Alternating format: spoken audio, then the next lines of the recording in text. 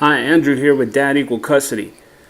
This week, on Monday, June the 4th, I attended a town hall meeting for Beto O'Rourke here in West Texas, and I told him about Title 4D and how it affects families. And this is what he had to say.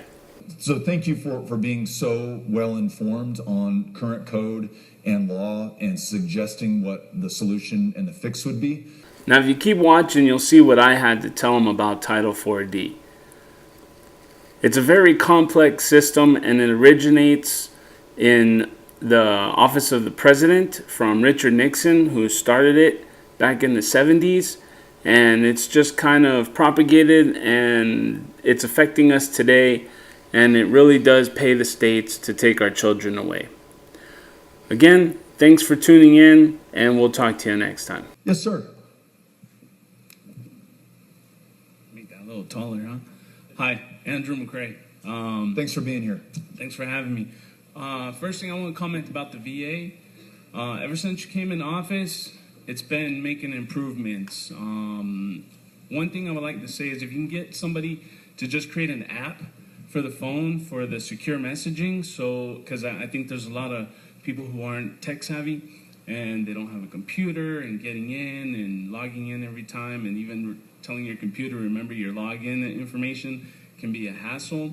If we could get an app so that we could talk to our doctors, that would be great. I see some things moving in that direction, but it shouldn't take that long. It shouldn't take, it's been 5 years since I made the recommendation, and it still hasn't happened yet. So maybe you can get somebody on that. I'd really appreciate it.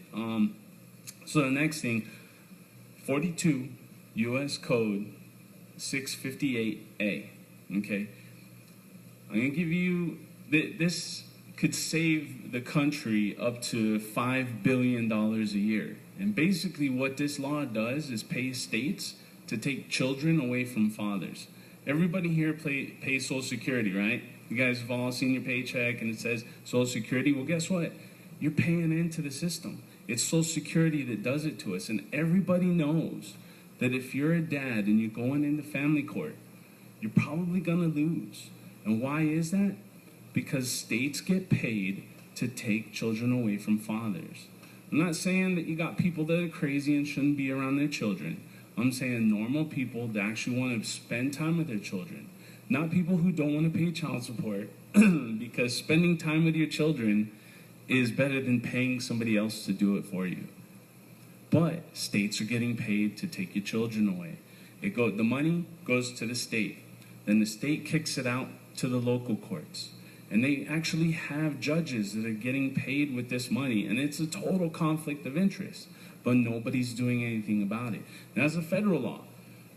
Okay? And so as a federal law, you guys can go in there and write a bill that adds something to it that says, hey, look, instead of paying you to take children away from fathers, we are going to pay you to make sure that you issue 50-50 custody orders so that you get the right people doing their job. And this normal stuff that's going on right now, granted, there's going to be a lot of people that will just give me that situation because I don't want to deal with it. Or they got a job somewhere else that they can't spend time with their children. But there's a lot of good parents out there that are having their children taken away from them just because the state is more inclined to get that paycheck from the federal government. Now, some of my associates across the country, we just had a meeting with Vice President Pence and some other people, and the reason why we did that is because the president can actually issue an executive order that changes that as well. But it'd be great if we could get Congress on that too and say, hey, you know what, let's push this through.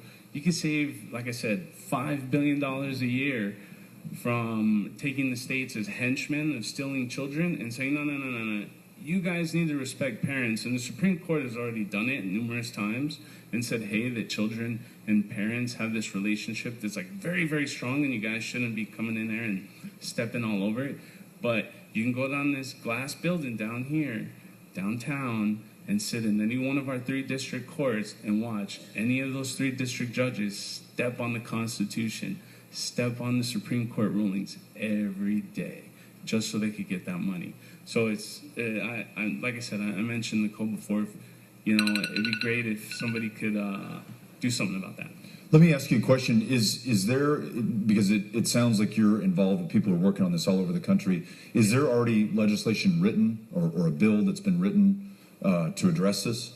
So, no, not at the federal level. Okay. Kentucky just passed a law that said that 50-50 has to be the presumption, and that's the first law in this country out of any state that says that 50-50 has to be presumed. In Texas, our law, section 153.135, says that equal custody is not required. And that's been there since 1995. All the laws have been there since 1995.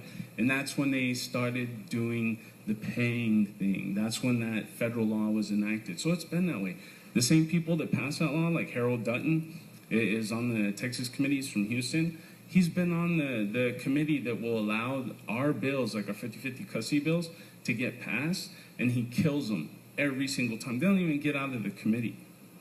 So let's do this. We'll take a look at the Kentucky law. I'll ask my team in Washington, D.C. to see if there's anything that anyone else is working on that we can sit down and talk to, listen, get their perspective on this. It's an issue that's somewhat new to me in terms of understanding the law around this, although it's come up before at town hall meetings. So I'd love to be smart on this, understand what it is that we can do, and then get you an answer back and tell you what I think is possible. The second thing that you started with on the VA app makes all the sense in the world. As you probably know, the VA is in the process of completely overhauling its IT system.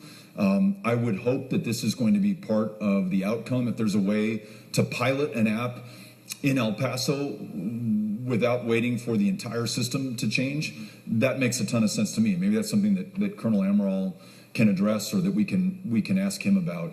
But that appointment process and the communication process should be a lot more efficient and effective, and it would reduce resources used at the VA if people were able to do that on their own. So thank you for being so well informed on current code and law and suggesting what the solution and the fix would be.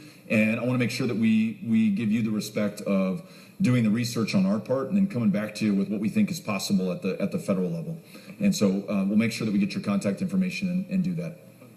She's good. Okay, great. Thank you very much for being here. Thank you. Very grateful. Thanks.